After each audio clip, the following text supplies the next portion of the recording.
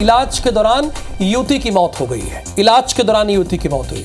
उसके बाद गुस्साए परिजनों ने हंगामा किया है। परिजनों ने यह आरोप लगाया है डॉक्टर पर कि शराब के नशे में इलाज डॉक्टर ने किया है। ओपीडी के सामने धरने पर परिजन बैठ गए हैं। 3 दिन से अस्पताल में युवती का इलाज चल रहा था।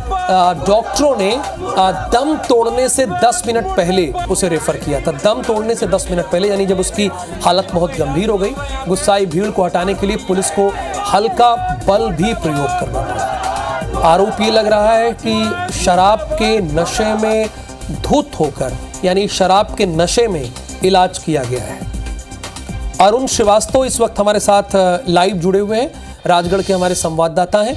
अरुण, जो बात सामने निकल कर आ रही कि डॉक्टर ने शराब पीकर इलाज किया, इसमें कितनी सच्चाई है? परिजन ये कैसे कंफर्म होकर कह रहे हैं? और दूसरी बात ये है कि रेफर करने में बहुत देर कर दी। देखिए, मैं आपको बताना चाहूंगा कि जो डॉक्टर जो है डॉक्टर ओम उस समय रात जो ट्रीटमेंट कर रहे थे, अमर सिंह ट्रीटमेंट कर रहे थे। और जो डॉक्टर है, डॉक्टर में पहले भी इस तरह के आरोप लग चुके हैं कि शराब के नशे में इलाज करते हैं। लेकिन फिलहाल जो युवती जिसकी इस अस्पताल में मौत हुई है, वो 3 दिनों से अस्पताल में एडमिट थी। वो 2 दिनों से आती थी, ट्रीटमेंट करवाती थी और अपने घर चली जाया करती थी। लेकिन जब कल रात को उसकी तबीयत गड़बड़ हुई तो उसके परिजन उसको लेकर के आए, जहाँ पे उसका ट्रीटमेंट भी कराया। डॉक्टर ने आके चेक भी किया, लेकिन 10 मिनट के बाद में डॉक्टर ने उसको मृत घोषित कर दिया। जिसके बाद में परिजन गुस्सा हो गए और ओपीडी के सामने जमकर के नारेबाजी करने लगे और हंगामा होने से लगा। जिसके बाद पुलिस प्रशासन मौके पर पहुंचा और हल्के बल का प्रयोग भी किया कि ताकि पब्लिक को हटाया जा सके और समझाया जा सके। लेकिन कहीं ना कहीं परिजनों ने जो आरोप लगाए हैं, वो आरोप यहाँ पे लगाया है कि डॉक्टर जो है वो शराब के नशे में थे और इस वजह से युवती की मौत हुई है।